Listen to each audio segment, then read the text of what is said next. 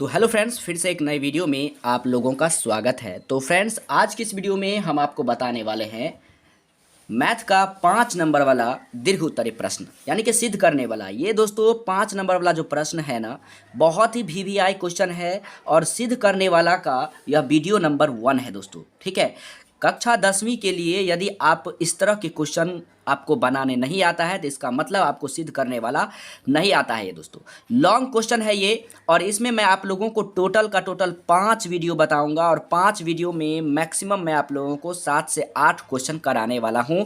और आपका दीर्घ उत्तरीय प्रश्न में जो सिद्ध करने वाला प्रश्न है, मैं गारंटी के साथ कहता हूं कि आपका जो सिद्ध करने वाला प्रश्न है वो कवर हो जाएगा केवल 5 वीडियो में। और यह पहला वीडियो है दोस्तों, इसलिए पांचों वीडियो को देखने के लिए आपको क्या करना पड़ेगा, चैनल को अगर सब्सक्राइब नहीं किए हैं तो चैनल को जरूर सब्सक्राइब कर ले, क्योंकि 5 नंबर आपका अपना बुक हो जाएगा केवल और केवल 5 वीडियो से। 5 वीडियो से आपका दीर्घ उत्तरीय प्रश्न कंप्लीट हो जाएगा। इससे पहले मैंने बहुत सारे वीडियो बना रखे हैं, फिर भी मैं आपको बताने वाला हूं जो कि आपके एग्जाम में डायरेक्ट क्वेश्चन हमारे इसी 5 सीरीज वीडियो से दीर्घ उत्तरीय प्रश्न आएगा। ठीक है, तो फिर देरी किस बात की, चलिए इस शानदार क्वेश्चन को शानदार तरीका से शुरुआत करते हैं। बट उससे पहले यदि आप हमारे चैनल को सब्सक्राइब नहीं किए हैं तो अभी मत करिए, पहले इस वीडियो को देख लीजिए। इस क्वेश्चन जो दिया गया है पहले उसको समझ लीजिए। ये जो दीर्घ उत्तरीय प्रश्न आपको समझ में आ रहा है या नहीं आ रहा है उसको पहले देख लीजिए। अगर आपको दोस्तों ये आता क्वेश्चन है तो फिर आप इस वीडियो को मत देखिए, क्योंकि इस वीडियो में केवल मैं यही क्वेश्चन बताने वाला हूँ। और सबसे बड़ी बात ये दोस्तों कि अगर आप हमारे नीचे डिस्क्रिप्शन बॉक्स में टेलीग्राम का लिंक है उसको ज्वाइन नहीं किए हैं तो ज्वाइन कर ले। इससे क्या फ़ायदा होने वाला है आपको, और व्हाट्सएप ग्रुप उसको ज्वाइन कर ले। इसके आपको ये फ़ायदा होने वाला है कि एजुकेशन से संबंधित जो भी जानकारी लेटेस्ट अपडेट बिहार बोर्ड के ऑफिशियल वेबसाइट से आता है मैं टेलीग्राम पे और व्हाट्सएप ग्रुप पे भेज देता हूँ। और सबसे बड़ी बात ये दोस्तों कि जो भी मैं वीडियो में पढ़ाता हूँ उसका PDF भी टेलीग्राम पे और उस व्हाट्सएप ग्रुप पे भेज देता हूँ। तो फिर देरी किस बात की, चलिए अब इस वीडियो को शानदार तरीका से शुरुआत करते हैं। यह लॉन्ग क्वेश्चन का पहला वीडियो है दोस्तों, और रोजाना आपको ये दीर्घ उत्तरीय प्रश्न मिलता रहेगा, इसलिए चैनल को जरूर सब्सक्राइब कर ले, लेकिन अभी नहीं, लास्ट में। चलिए क्वेश्चन को अब हम पढ़ते हैं। दिया है सिद्ध करें। सिद्ध करें आपको आगे भी लिखा रह सकता है, पीछे भी रह सकता है, और सवाल लेकिन आपको यही रहेगा। दो समरूप त्रिभुज के क्षेत्रफलों का अनुपात उसकी संगत भुजाओं के वर्गों के अनुपात के बराबर होता है। बहुत ही VVI क्वेश्चन है दोस्तों, शानदार तरीका से इसको देख लीजिए। कई बार आपके एग्जाम में ये क्वेश्चन पूछे गए क्वेश्चन है। तो बनेगा कैसे, सवाल है कि दो समरूप त्रिभुज, क्या है, दो समरूप त्रिभुज। तो पहले मैंने देखिए यहाँ से पहले बना रखा है, माना कि ABC और DEF जो है ना दो समरूप त्रिभुज है। दोनों समरूप त्रिभुज है दोस्तों, क्यों है, क्योंकि सवाल में ही दिया गया है कि दो समरूप त्रिभुज। तो मैंने बना लिया कि ABC और DEF जो है समरूप है, यानी AB जो है ना वह DE के बराबर है। देखिए पहला भुजा के बराबर दिए हैं। उसके बाद जो AC है ना वह DF के बराबर है, क्योंकि समरूप है, एक ही संगत अनुपात में है। उसके बाद दोस्तों जितना BC, जो BC है वही आपका EF है। तो उम्मीद करता हूं कि आप दो समरूप त्रिभुज समझ गए होंगे। अब चलिए इसको बनाते हैं कैसे, ध्यान से देखिएगा। पहले हमने जो कहा आपको वो लिख लेंगे। माना कि ABC और DEF दो समरूप त्रिभुज है, तो हमें सिद्ध करना ये है कि त्रिभुज ABC का क्षेत्रफल बट्टे त्रिभुज DEF का क्षेत्रफल बराबर उसके संगत भुजा के वर्गों के अनुपात के बराबर होता है। देखिए मैंने यहाँ पे क्या लिखा है कि दो समरूप त्रिभुज के क्षेत्रफलों का अनुपात उसकी संगत भुजा यानी जिस साइड का उसी साइड का संगत भुजाओं के वर्गों के अनुपात के बराबर होता है। तो मैंने यहाँ पे लिख दिया है दोस्तों, ठीक है, कि सिद्ध करें त्रिभुज ABC का क्षेत्रफल बट्टे त्रिभुज DEF का क्षेत्रफल बराबर AB है। देखिए अगर ये AB है तो DE के बराबर होनी चाहिए, एक ही अनुपात में होनी चाहिए। तो AB स्क्वायर बट्टे DE स्क्वायर बराबर BC स्क्वायर बट्टे EF स्क्वायर, BC स्क्वायर बट्टे EF स्क्वायर, AC स्क्वायर, देखिए इधर AC स्क्वायर बट्टे में DF स्क्वायर। उम्मीद करता हूं कि आपको यहां तक समझ में आया होगा। अब हमने यहाँ पे नया क्या किया है दोस्तों, रचना लिखेंगे यहाँ पे जिस तरह से मैंने लिखा है। रचना एग्जाम में भी आपको इसी तरह से लिखना है, पूरा का पूरा मार्क आपको मिलने वाला है। रचना में लिखेंगे कि दोस्तों एपी लंबवत बीसी, यानी कि बीसी पर जो है ना हमने एक लंब खींचा, सीधा सीधा लंब खींचा, उसके सामने वाले शीर्ष से एपी हमने लंब खींचा कहाँ पर, तो बीसी पर। तो आप सीधा सीधा में ये भी लिख सकते हैं एपी लंबवत बीसी, या एपी जो है ना बीसी पर लंब खींचा गया, आप ऐसे भी लिख सकते हैं। शॉर्टकट में आप लिख सकते हैं एपी लंबवत बीसी। यही काम आपको इसमें करना है। यहाँ जैसे डी क्यू है तो लिखेंगे डी क्यू लंबवत ई एफ, डी क्यू लंबवत, ये लंबवत का निशान है दोस्तों, लंबवत का, डी क्यू लंबवत ई एफ खींचा, इस तरह से हम लोग लिख सकते हैं। ठीक है, रचना हम लोगों ने सीख लिया। अब चलिए हम दिखाते हैं आपको सिद्ध कैसे करना है। तो आपको लिखना है प्रमाणः या उपपत्ति, दोनों में से कोई एक लिखेंगे, लेकिन मैं कहूँगा कि आप प्रमाणः लिखिए डैश दे करके। त्रिभुज एबीसी का क्षेत्रफल, और देख लीजिए दोस्तों त्रिभुज एबीसी के क्षेत्रफल का फार्मूला क्या होता है, 1/2 आधार गुना ऊंचाई। तो त्रिभुज में देख लीजिए, यहाँ दोस्तों त्रिभुज में देखिए, त्रिभुज में क्या है, आधार हो गया आपका बीसी एबीसी में, और ऊंचाई हो गया आपका एपी। तो त्रिभुज एबीसी का क्षेत्रफल का फार्मूला हो गया 1/2 आधार गुने ऊंचाई, आधार क्या है बीसी, ऊंचाई क्या है एपी। उसी तरह से डीईएफ का क्षेत्रफल, त्रिभुज डीईएफ का क्षेत्रफल में लिखेंगे 1/2 आधार गुने ऊंचाई, आधार हो गया यहाँ नीचे वाला ईएफ, और ऊंचाई क्या हो गया, ये डीक्यू हो गया, ऊंचाई क्या हुआ डीक्यू। एबीसी में ऊंचाई हो गया एपी जिसको लंब बोलते हैं, और ईएफ यानी डीईएफ में क्या हो गया लंबवत, तो डी क्यू हो गया, आधार क्या हो गया ईएफ हो गया। उम्मीद करता हूं आप समझ पाए होंगे।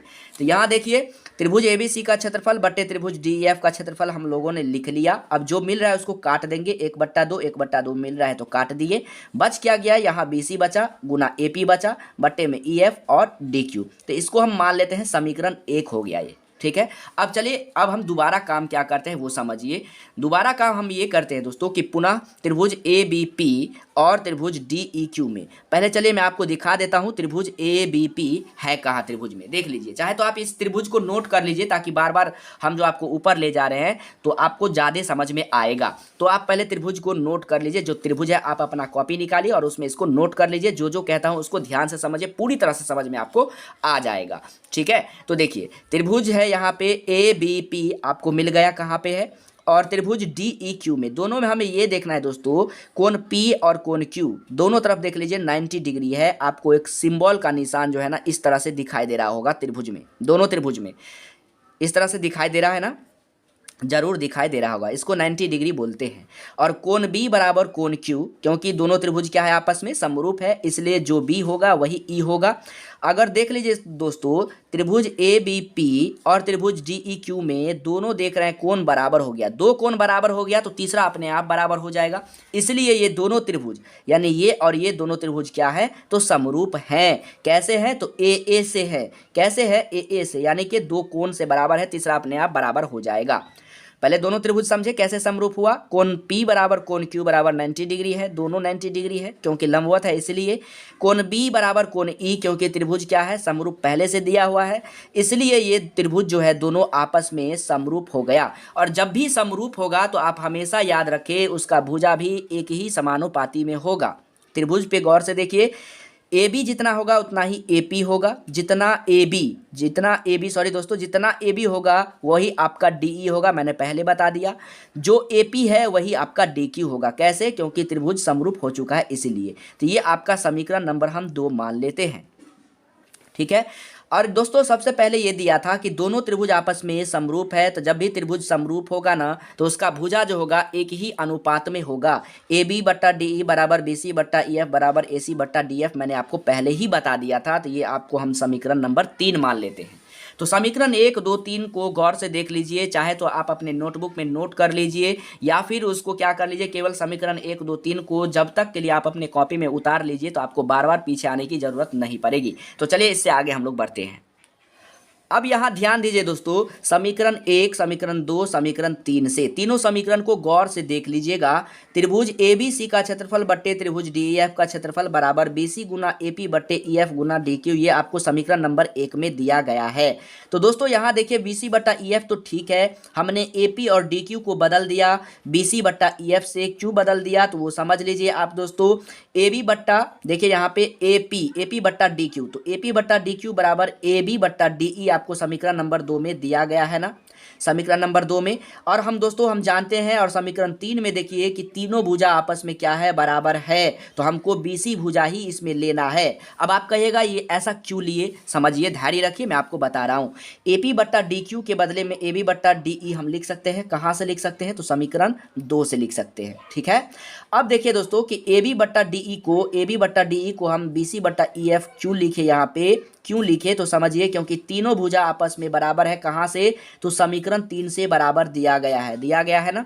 समीकरण 3 में तीनों भुजा आपस में बराबर है, इसलिए हमने AB बट्टा DE के बदले BC बट्टा EF लिख सकते हैं। क्यों लिख सकते हैं, क्योंकि हमें अगर दोनों एक साथ नहीं होगा तो स्क्वायर कैसे बनेगा, हमको तो सिद्ध करना है स्क्वायर वाला में, क्योंकि दो त्रिभुज के क्षेत्रफलों का अनुपात उसके संगत भुजा के वर्गों के अनुपात के बराबर होता है, ऐसा हमें सिद्ध करना है। तो स्क्वायर कैसे आएगा, तो AB बट्टा DE जो है वही तो BC बट्टा EF है, वही तो AC बट्टा DF है। अगर ये 4 है तो ये भी 4 है, ये भी 4 है, ये भी 4 है, तो हम तो किसी को भी लिख सकते हैं जो जरूरत होगा। उम्मीद करता हूं आप समझ गए होंगे। ये आपको समीकरण नंबर 2 से आया, और ये तीनों समीकरण नंबर 3 में दिया हुआ है, तो हमने AB बट्टा DE को BC बट्टा EF यहाँ पे लिख दिया। उम्मीद करता हूं आप यहाँ तक समझ पाए होंगे। फिर भी अगर कोई दिक्कत होता है समझने में ना, तो फिर भी मैं आप लोगों के लिए इसका सल्यूशन ये बताता हूँ कि आप जो है कॉमेंट बॉक्स में हमें बताइए, आपको पर्सनली जो है कॉमेंट बॉक्स में जवाब दिया जाएगा, और अपने कॉमेंट्स बॉक्स में अपना व्हाट्सएप नंबर जरूर छोड़ दे। तो देख लीजिए दोस्तों, समीकरण नंबर 3 से हम फिर क्या करते हैं, BC बट्टा EF तीनों भुजा आपस में बराबर दिया हुआ है, तो तीनों भुजा को आपस में हम लिख लिए, क्योंकि एक भुजा का अगर स्क्वायर है, एक का स्क्वायर है, तो समझिए 100 का स्क्वायर है, क्योंकि 100 4 है, अगर ये 16 है तो ये भी 16 होगा, ये भी 16 होगा। उसी प्रकार से हमने इतना बराबर इस तीनों को बराबर लिख दिए। यही हमको जो है त्रिभुज ABC का क्षेत्रफल बट्टे त्रिभुज DEF का क्षेत्रफल बराबर में, यही चीज हमें सिद्ध करना था। ठीक है दोस्तों, तो कमेंट बॉक्स आप हमें कर सकते हैं अगर किसी प्रकार का कोई दिक्कत होता है। तो PDF आपको जो है ना मैथ साइंस और सोशल साइंस का ऑब्जेक्टिव प्लस सब्जेक्टिव लेने के लिए आपको व्हाट्सएप ग्रुप ऑनली चैट करना है। आपको उस व्हाट्सएप ग्रुप को आपको ज्वाइन कर लेना है। टेलीग्राम का आपका लिंक दिया गया है, टेलीग्राम के लिंक को ज्वाइन कर ले, आपका सारा समस्या का जो है ना वह समाधान हो जाएगा। तो उम्मीद करता हूं मेरी बातें आपको समझ में आ गया होगा। वीडियो पसंद आया हो तो दबा के लाइक करें, चैनल पर नया है तो सब्सक्राइब करें, और साथ में बेल आइकन को दबाना ना भूलें। इससे क्या होगा कि जब भी मैं वीडियो को अपलोड करूंगा तो सबसे पहले नोटिफिकेशन जो है ना आपको मिल जाएगा दोस्तों। ठीक है, तो चलिए ज़्यादा देरी ना करते हुए इस वीडियो को अब यहीं पे हम लोग ख़त्म कर देते हैं। और हाँ, आपने अभी तक हमारे चैनल को सब्सक्राइब नहीं किया है तो ज़रूर सब्सक्राइब कर ले। और यह लॉन्ग क्वेश्चन का जो है ना यह पहला वीडियो है दोस्तों। एक और बात मैं आपको बता देता हूँ, साइंस में आपको अगर कहीं दिक्कत होता है तो उसके लिए मैंने बहुत सारी वीडियो बना रखी है। फिर भी इसका मैंने क्रैश कोर्स है ना दोस्तों, क्रैश कोर्स जो है मैंने स्टार्ट कर दिया है। आप जाकर के क्रैश कोर्स को ज्वाइन कर सकते हैं बिल्कुल फ्री में। सबका लिंक जो है ना नीचे डिस्क्रिप्शन बॉक्स में है, जाकर के देखिए, जो ज़रूरत है वो लीजिए। साइंस का जो है ना मैंने टॉपिक वाइज जो है ना वीडियो बना रखा है। लॉन्ग क्वेश्चन का, दीर्घोत्तरीय प्रश्न का, शॉर्टकट यानी कि लघुत्तरीय प्रश्न का, ऑब्जेक्टिव का सारा वीडियो हमारे चैनल पर उपलब्ध है। आप जाकर के प्लेलिस्ट में जाकर चेक कर सकते हैं। जहां कोई दिक्कत होता है आप मुझे कमेंट बॉक्स में ज़रूर पूछ सकते हैं। तो मिलते हैं नेक्स्ट वीडियो, तब तक के लिए जय हिंद, वंदे मातरम।